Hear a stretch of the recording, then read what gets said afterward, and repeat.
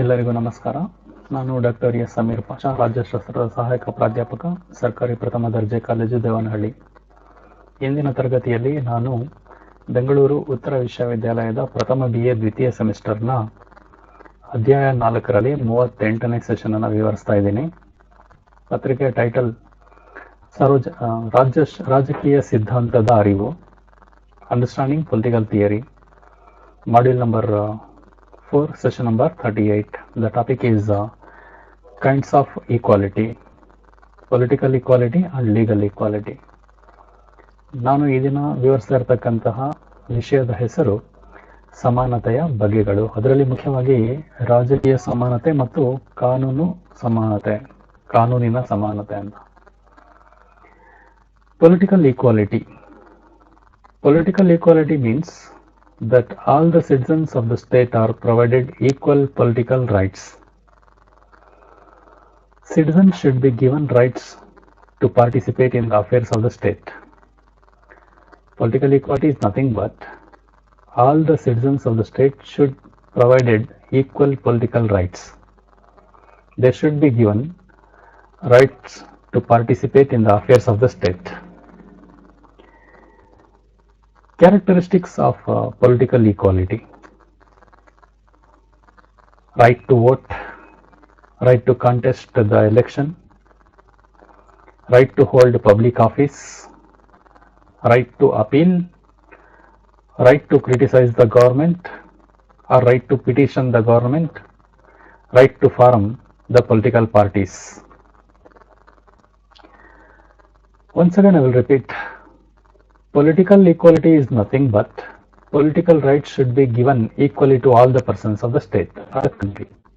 That is considered as political equality. Each and every citizen of the state or country or the nation should be enabled or should be given political rights such as right to vote, right to stand for election, right to hold public office, right to petition, and right to settle in foreign countries even, right to form the political parties. These are all the political rights. They should be given equally to all. Then only we can find there is political equality in the state or nation. So the main important features or characteristics of political equality, once again I will repeat. Right to vote should be given all the citizens. Right to contest the election. Right to hold public office. Right to appeal or right to petition. Right to form the political parties, right to criticize the government. These are all called as political rights. If these rights are given to all equally, then we will find there is political equality in the nation. ರಾಜಕೀಯ ಸಮಾನತೆ ಅಂದ್ರೆ ರಾಜಕೀಯ ಪ್ರಕ್ರಿಯೆಯಲ್ಲಿ ಎಲ್ಲರ ಭಾಗವಹಿಸುವಿಕೆಗೆ ಸಮಾನ ಅವಕಾಶಗಳನ್ನ ನೀಡ್ತಕ್ಕಂಥದ್ದು ಅನ್ನೋದನ್ನ ಇದು ಉಲ್ಲೇಖಿಸುತ್ತೆ. ಅಂದ್ರೆ ದೇಶದ ಎಲ್ಲ ಪ್ರಜೆಗಳಿಗೆ, ನಾಗರಿಕರಿಗೆ ದೇಶದ ಆಡಳಿತದಲ್ಲಿ ಭಾಗವಹಿಸ್ತಕ್ಕಂಥ ಅವಕಾಶ ಎಲ್ಲರಿಗೂ ಸಮಾನವಾಗಿ ನೀಡಬೇಕು ಅನ್ನೋದೇ ರಾಜಕೀಯ ಸಮಾನತೆಯ ಮುಖ್ಯ ಉದ್ದೇಶ ಆಗಿರುತ್ತೆ. ಪ್ರತಿಯೊಬ್ಬರಿಗೂ ಕೆಲವು ಏಕರೂಪದ ಅರ್ಹತೆಗಳನ್ನು ಹೊಂದಿರತಕ್ಕಂತಹ ಎಲ್ಲ ನಾಗರಿಕರಿಗೂ ಸಮಾನ ರಾಜಕೀಯ ಹಕ್ಕುಗಳನ್ನು ನೀಡತಕ್ಕಂತಹ ಪರಿಕಲ್ಪನೆಯನ್ನ ರಾಜಕೀಯ ಸಮಾನತೆ ಒಳಗೊಂಡಿರುತ್ತೆ. ಎಲ್ಲ ನಾಗರಿಕರಿಗೂ ಒಂದೇ ರೀತಿಯ ರಾಜಕೀಯ ಹಕ್ಕುಗಳನ್ನು ನೀಡಿರಬೇಕು. ಅವರು ಸರ್ಕಾರದ ಕೆಲಸದಲ್ಲಿ ಒಂದೇ ರೀತಿಯ ಧ್ವನಿಯನ್ನ ಹೊಂದಿರಬೇಕು ಮತ್ತು ದೇಶದ ರಾಜಕೀಯ ಜೀವನ ಮತ್ತು ವ್ಯವಹಾರಗಳಲ್ಲಿ ಸಕ್ರಿಯವಾಗಿ ಭಾಗವಹಿಸಲು ದೇಶದ ಎಲ್ಲ ಪ್ರಜೆಗಳಿಗೂ ಸಮಾನವಾಗಿ ಅವಕಾಶಗಳನ್ನು ನೀಡಬೇಕು ಅನ್ನೋದೇ ರಾಜಕೀಯ ಸಮಾನತೆ. ಸಂಕ್ಷಿಪ್ತವಾಗಿ ಹೇಳೋದಾದ್ರೆ, ರಾಜಕೀಯ ಹಕ್ಕುಗಳನ್ನ ದೇಶದ ಎಲ್ಲ ಪೌರರಿಗೂ ಸಮಾನವಾಗಿ ನೀಡಿದ್ರೆ ಅಲ್ಲಿ ರಾಜಕೀಯ ಸಮಾನತೆ ಇದೆ ಅಂತ ನಾವು ತಿಳ್ಕೊಬಹುದು. ಹಾಗಾದ್ರೆ ರಾಜಕೀಯ ಹಕ್ಕುಗಳು ಯಾವ್ದ್ಯಾವುದು? ಸಂಕ್ಷಿಪ್ತವಾಗಿ ಹೇಳೋದಾದ್ರೆ, ಬ್ರೀಫ್ ಆಗಿ ಹೇಳೋದಾದ್ರೆ, ಚುನಾವಣೆಯಲ್ಲಿ ಸ್ಪರ್ಧಿಸ್ತಕ್ಕಂಥ ಹಕ್ಕು, ಚುನಾವಣೆಯಲ್ಲಿ ಮತ ಚಲಾಯಿಸ್ತಕ್ಕಂಥ ಹಕ್ಕು, ಸರ್ಕಾರಿ ಹುದ್ದೆಯನ್ನ ಪಡೆಯುವ ಹಕ್ಕು, ದೂರನ್ನ ಸಲ್ಲಿಸುವ ಹಕ್ಕು, ವಿದೇಶದಲ್ಲಿ ನೆಲೆಸ್ತಕ್ಕಂಥ ಹಕ್ಕು, ತಮ್ಮದೇ ಆದ ರಾಜಕೀಯ ಪಕ್ಷಗಳನ್ನ ಸ್ಥಾಪಿಸಿಕೊಳ್ಳಲು ಅಥವಾ ಸೇರಿಕೊಳ್ಳಲು ಇರತಕ್ಕಂಥ ಹಕ್ಕು. ಈ ಹಕ್ಕುಗಳನ್ನ ದೇಶದ ಎಲ್ಲ ನಾಗರಿಕರಿಗೆ ಸಮಾನವಾಗಿ ನೀಡಿದರೆ ಅಲ್ಲಿ ರಾಜಕೀಯ ಸಮಾನತೆ ಇದೆ ಅಂತ ನಾವು ಭಾವಿಸಬಹುದು. ರಾಜಕೀಯ ಸಮಾನತೆಯು ಎಲ್ಲ ನಾಗರಿಕರಿಗೂ ಸಮಾನ ರಾಜಕೀಯ ಹಕ್ಕುಗಳ ಆನಂದವನ್ನ ಖಾತರಿಪಡಿಸುತ್ತದೆ. ಅದರ ಅರ್ಥ ಎಲ್ಲ ನಾಗರಿಕರಿಗೆ ರಾಜಕೀಯ ಹಕ್ಕುಗಳನ್ನ ನೀಡಬೇಕು ಅಂತ ಇದು ಒತ್ತಾಯಿಸುತ್ತೆ. ಸಾರ್ವತ್ರಿಕ ವಯಸ್ಕ ಮತದಾನ ಪದ್ಧತಿ ಈ ನಿಟ್ಟಿನಲ್ಲಿ ಒಂದು ಪ್ರಮುಖ ಸಾಧನ. ದೇಶದಲ್ಲಿ ಸಾರ್ವತ್ರಿಕ ವಯಸ್ಕ ಮತದಾನ ಪದ್ಧತಿ ಇದೆ ಅಂತ ಹೇಳಿದ್ರೆ ಪ್ರಾಪ್ತ ವಯಸ್ಕರೆಲ್ಲರಿಗೂ ಅಲ್ಲಿ ಮತದಾನದ ಹಕ್ಕನ್ನು ನೀಡಲಾಗಿರುತ್ತೆ. ಹಾಗೆ ಚುನಾವಣೆಯಲ್ಲಿ ಸ್ಪರ್ಧಿಸ್ತಕ್ಕಂಥ ಹಕ್ಕನ್ನು ನೀಡಲಾಗಿರುತ್ತೆ. ಇದು ಒಂದು ಉತ್ತಮ ಉದಾಹರಣೆ ಅಂತ ಹೇಳ್ಬೋದು ರಾಜಕೀಯ ಸಮಾನತೆಗೆ. ರಾಜಕೀಯ ಸಮಾನತೆ ಇದೆ ಅಂತ ನೋಡಿದ್ರೆ ಆ ದೇಶದಲ್ಲಿ ಸಾರ್ವತ್ರಿಕ ವಯಸ್ಕ ಮತದಾನ ಪದ್ಧತಿ ಇರಬೇಕು, ಪ್ರಜಾಪ್ರಭುತ್ವ ಇರಬೇಕು. ಅಂತ ಕಡೆ ರಾಜಕೀಯ ಸಮಾನತೆಯನ್ನು ನಾವು ನೋಡಬಹುದು. ಸಾರ್ವತ್ರಿಕ ವಯಸ್ಕ ಮತದಾನದ ಹಕ್ಕನ್ನ ಭಾರತದಲ್ಲೂ ಪರಿಚಯಿಸಲಾಗಿದೆ. ಇಂಗ್ಲೆಂಡ್, USA, USSR, ಫ್ರಾನ್ಸ್ ಮತ್ತು ಇತರ ದೇಶಗಳಲ್ಲೂ ಇದೇ ನಿಬಂಧನೆಯನ್ನು ಮಾಡಲಾಗಿದೆ. ಅಂದ್ರೆ ವಿಶ್ವದ ಬಹುತೇಕ ಪ್ರಜಾಪ್ರಭುತ್ವ ರಾಷ್ಟ್ರಗಳಲ್ಲಿ ಸಾರ್ವತ್ರಿಕ ವಯಸ್ಕ ಮತದಾನ ಪದ್ಧತಿ ಇದೆ. ಬಹುತೇಕ ದೇಶಗಳು ಪ್ರಜಾಪ್ರಭುತ್ವ ದೇಶಗಳಾಗಿರೋದ್ರಿಂದ ರಾಜಕೀಯ ಸಮಾನತೆಯನ್ನ ಎಲ್ಲ ಪ್ರಜೆಗಳಿಗೂ ನೀಡಲಾಗಿರುತ್ತೆ ಅಂತ ನಾವು ನೋಡ್ಬೋದು. ರಾಜಕೀಯ ಸಮಾನತೆ ಅಂದ್ರೆ ಎಲ್ಲ ನಾಗರಿಕರಿಗೆ ವ್ಯವಹಾರಗಳಲ್ಲಿ ಸರಿಯಾದ ಉನ್ನತ ಸ್ಥಾನ ಇದೆ. ಜಾತಿ, ಬಣ್ಣ, ಮತ, ಲಿಂಗ ಇತ್ಯಾದಿಗಳ ಆಧಾರದ ಮೇಲೆ ಯಾವುದೇ ತಾರತಮ್ಯ ಇಲ್ಲದೆ ರಾಜ್ಯಾಧಿಕಾರದ ಮಾರ್ಗಗಳು ಎಲ್ಲ ನಾಗರಿಕರಿಗೆ ಸಮಾನವಾಗಿ ತೆರೆದಿರಬೇಕು ಮತ್ತು ಅವರು ಸರಿಯಾಗಿ ಅದನ್ನ ಆನಂದಿಸಬೇಕು. ಅದರ ಅರ್ಥ ಸಿಂಪಲ್ ಆಗಿ ಹೇಳೋದಾದ್ರೆ ರಾಜಕೀಯದಲ್ಲಿ ಭಾಗವಹಿಸ್ತಕ್ಕಂಥ ಅವಕಾಶ, ದೇಶದ ಆಡಳಿತದಲ್ಲಿ ಭಾಗವಹಿಸಲು ಬೇಕಾದಂಥ ಅವಕಾಶ ಎಲ್ಲರಿಗೂ ಸಮಾನವಾಗಿರಬೇಕು. ಮತ ಚಲಾಯಿಸೋದು, ಚುನಾವಣೆಯಲ್ಲಿ ಸ್ಪರ್ಧಿಸೋದು, ಸರ್ಕಾರನ ಟೀಕಿಸೋದು, ಸಾರ್ವಜನಿಕರನ್ನ ಹಿಡಿದಿಡ್ತಕ್ಕಂಥ ಹಕ್ಕು ಇತ್ಯಾದಿಗಳು. ಸಾರ್ವಜನಿಕರನ್ನ ಹಿಡಿದಿಡುದು ಅಂತ ಹೇಳಿದ್ರೆ ಸಾರ್ವಜನಿಕರ ಹಿತಾಸಕ್ತಿಗಳನ್ನ ಕಾಪಾಡೋದಕ್ಕೋಸ್ಕರ ಸಾರ್ವಜನಿಕರು ರಾಜಕೀಯದಲ್ಲಿ ಭಾಗವಹಿಸೋದಕ್ಕೆ ಅವಕಾಶ ನೀಡೋದಕ್ಕೆ ಸಂಬಂಧಪಟ್ಟಂತೆ ರಾಜಕೀಯ ಸಮಾನತೆಯ ಸಿದ್ಧಾಂತ ಸಾರ್ವತ್ರಿಕ ವಯಸ್ಕರ ಮತದಾನದ ಹಕ್ಕು ಮತ್ತು ಮಾನವ ಘನತೆ ಎಂಬ ಎರಡು ಅವಳಿ ತತ್ವಗಳನ್ನ ಆಧರಿಸಿದೆ ಅಂತ ಹೇಳ್ಬೋದು.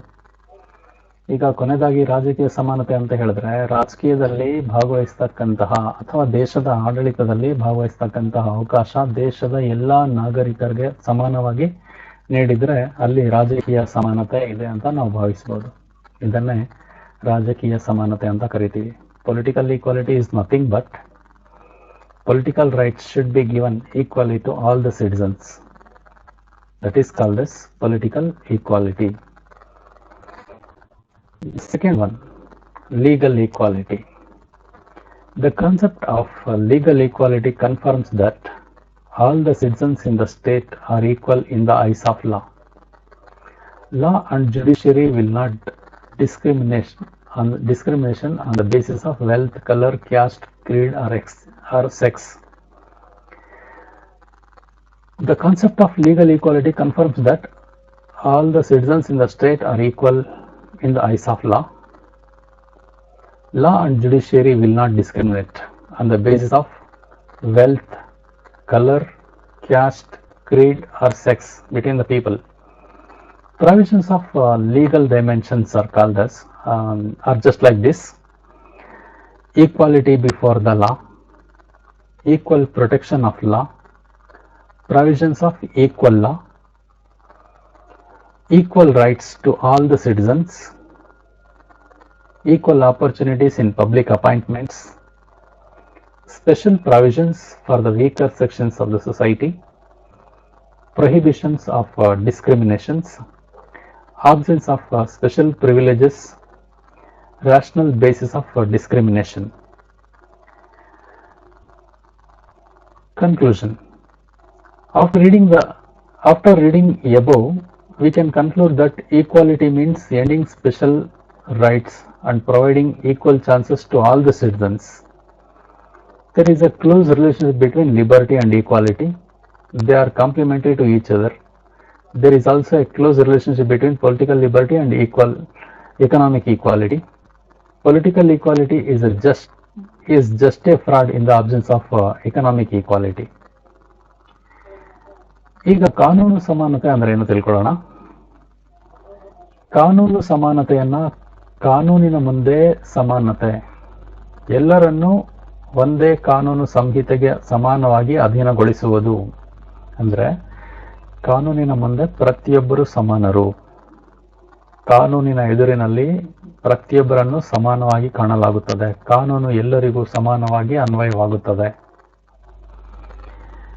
ಮತ್ತು ಎಲ್ಲರಿಗೂ ತಮ್ಮ ಹಕ್ಕುಗಳು ಮತ್ತು ಸ್ವತಂತ್ರದ ಕಾನೂನು ರಕ್ಷಣೆಯನ್ನು ಪಡೆಯಲು ಸಮಾನ ಅವಕಾಶ ನೀಡೋದೇ ಕಾನೂನು ಸಮಾನತೆ.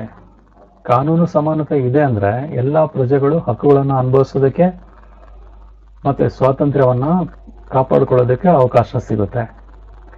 ಕಾನೂನಿನ ನಿಯಮ ಇರಬೇಕು ಮತ್ತು ಕಾನೂನುಗಳು ಎಲ್ಲರಿಗೂ ಸಮಾನವಾಗಿರಬೇಕು. ಕಾನೂನಿನ ನಿಯಮ ಅಂದ್ರೆ ಈ ಹಿಂದಿನ ತರಗತಿಯಲ್ಲಿ ನಾನು ಹೇಳಿದ್ದೀನಿ, ಕಾನೂನಿನ ಎದುರು ಪ್ರತಿಯೊಬ್ಬರು ಸಮಾನರು. ಬಡವ, ಶ್ರೀಮಂತ, ವಿದ್ಯಾವಂತ, ಅವಿದ್ಯಾವಂತ, ಮೇಲ್ಜಾತಿ, ಕೆಳಜಾತಿ, ಗಂಡು, ಹೆಣ್ಣು ಇತ್ಯಾದಿಗಳ ಆಧಾರದ ಮೇಲೆ ಯಾವುದೇ ರೀತಿಯ ತಾರತಮ್ಯ ಮಾಡೋಂಗಿಲ್ಲ. ಕಾನೂನಿನ ಮುಂದೆ ಪ್ರತಿಯೊಬ್ಬರು ಸಮಾನರು. ಕಾನೂನು ಎಲ್ಲರಿಗೂ ಸಮಾನವಾಗಿ ಅನ್ವಯವಾಗುತ್ತೆ. ಯಾರು ಕಾನೂನಿನಿಂದ ಹೊರತಲ್ಲ ಅನ್ನೋದೇ ಕಾನೂನಿನ ನಿಯಮ. ಪ್ರತಿಯೊಂದು ಸಮಾಜದಲ್ಲೂ ಈ ಎಲ್ಲಾ ರೂಪಗಳಲ್ಲಿ ಸಮಾನತೆಯನ್ನ ಖಾತ್ರಿಪಡಿಸ್ಕೊಳ್ಬೇಕಾಗುತ್ತೆ. ಇಲ್ಲಿ ಸಮಾನತೆ ಅಂದ್ರೆ ಎಲ್ಲಾ ಜನರು ಕಾನೂನಿನ ದೃಷ್ಟಿಯಲ್ಲಿ ಸಮಾನರು ಮತ್ತು ಕಾನೂನಿನ ಸಮಾನ ರಕ್ಷಣೆಗೆ ಎಲ್ಲರೂ ಅರ್ಹರು.